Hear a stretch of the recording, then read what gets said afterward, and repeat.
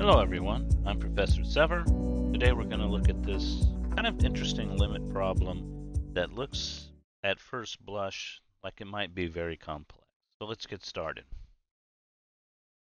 Okay, and as we get started, let's consider what our knowledge base is for this problem. So really we're going to use these four primary things. We need the limit as x goes to 0 of 1 minus cosine x. We need to know that that's 0. We're going to get this result after we simplify and do some change of variables. We'll discuss the continuity implicitly. We'll discuss the continuity of f of x equal x squared. And if you're not at the point of continuity in your course, it'll be called, we can do it with just the power rule for limits, which technically is predicated on this notion of continuity. We'll need our first favorite trigonometric limit, the Pythagorean identity. Sine squared theta plus cosine squared theta is 1. Finally, we'll transform the problem into something like our favored special trigonometric limit using change of variables. Okay, let's get started. I've recopied the problem. One of the things we want to do first is take note that we have a mixture of trigonometric functions. So this is where I'm going to apply the Pythagorean identity and substitute in for sine squared. So let's do that. What is sine squared equal to? Well, that's 1 minus cosine squared of our angle 3x squared. And I've got this shown in red. Okay, so now we're going to collect like terms. Negative cosine squared, 3x squared plus 2 cosine squared. 3x squared just gives me 1. All right, so now that numerator has been simplified. And what will help us here, if you didn't notice it, what will help us here is that the numerator now is a perfect square. So let's rewrite everything. Notice the numerator is quantity 1 minus cosine of 3x squared squared. You can pause the video to check that fact as well. Okay, now this is going to be very helpful. You can start to see from our knowledge base the 1 minus cosine of something in the numerator, but what we need is the denominator needs to match the argument here. So we need to finagle it just a little bit. So first I'm going to multiply by, the order doesn't really matter, we're going to do two things in whichever order. Let's multiply by 9 over 9. Now why the number 9? Well, you'll see that in a second, that you may think that's a little clever. And again, of course, our limit is like this. This is inside the limit. So now what is 9? Well, 9 is 3 squared. And at the same time, I'm going to do two moves at once. I'm going to write this as x squared squared. Let's do both of those moves. And we'll see what we get. Okay, so we have 1 minus cosine of 3x squared as our argument. Notice I'm highlighting that here. And for effect, I'm going to put this outer exponent of 2 in red so you can start to see how things are being matched up. And in the bottom, now we have 9. Oh, correction. We have a 9 in the numerator, which I'm going to take out in the next step.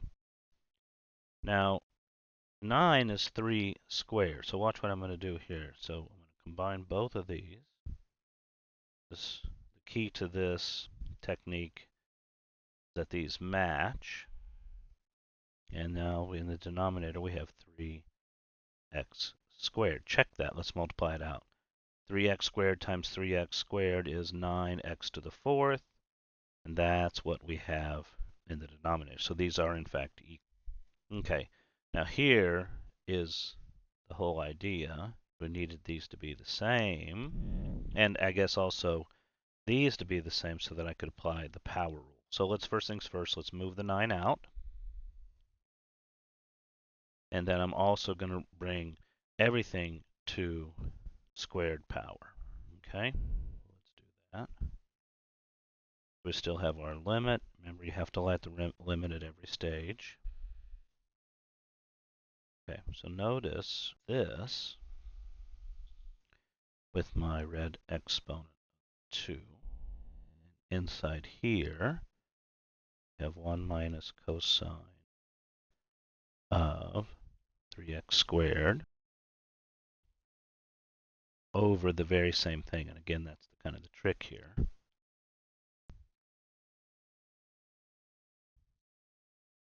And again, what we're going for ultimately is that these are the same. The argument needs to match the denominator. Why? Well, let's go back and look. Because that's what we have here. You see, these are the same. And in fact, it's the same as this. So we're not quite there yet. These are the same. But of course, x is our variable there. So we see that there's a composite function here. And this is the change of variables that's going to happen. Now, the power rule for limits, or the fact that x squared is continuous, and this, think of this as this another composite, so think of this as this function being composed with the x squared function. So what I'm going to do, kind of illustrating out this technique, is the limit can pass to the inside. So watch.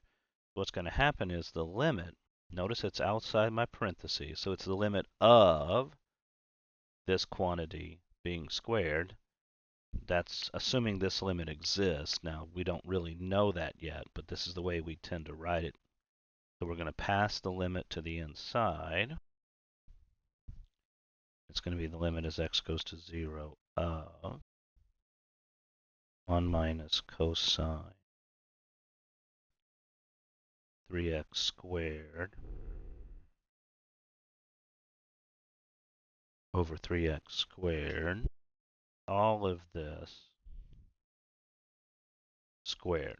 Now again, technically, you could, if you're being very pedantic, you could say, well, we really shouldn't have done that until we knew this exists. But this is how we work these problems.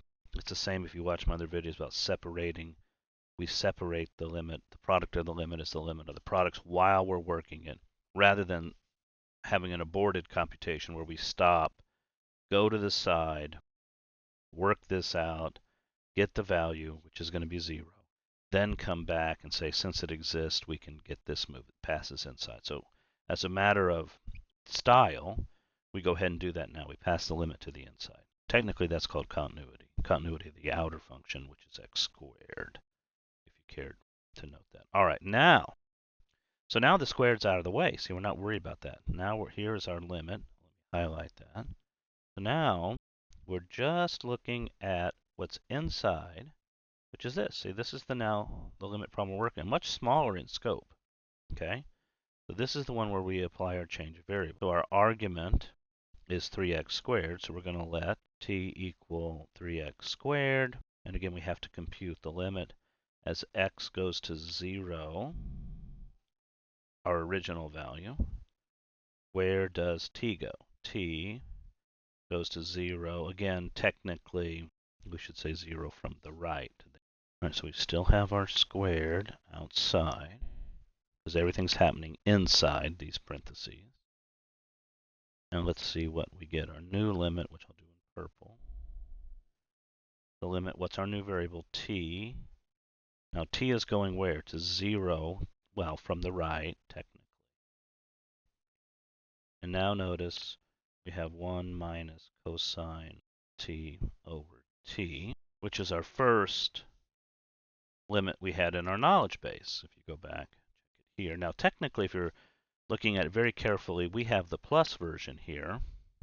Technically, we have the plus version there, but the full limit exists in being 0, says the limit from the left or from the right is 0, so it's still, we're using this technically, I guess, half of it, a one-sided version of it, if you will. All right, so now, what is this limit in purple? That's 0, and 0 squared is 0, and that's our answer. And this had all the hallmarks of using the 4 primary pieces of information, which I said. Now, as a comment, you could have done things differently. We didn't have to do it this way. We could have separated this out as a product of the 1 minus cosine 3x squared times itself, and then split it into 2 limits, which is, I think I've done a lot of videos on that. This is the first video, I believe, in It's the first video, I believe, in this series where I'm passing the limit to the inside, illustrating the power of writing things that way. So see, this exponent is now completely out of the way. You deal with it after the limiting process is done, which is what I did. Well, I hope you enjoyed this video. Once again, I'm Professor Sever, and we'll see you next time.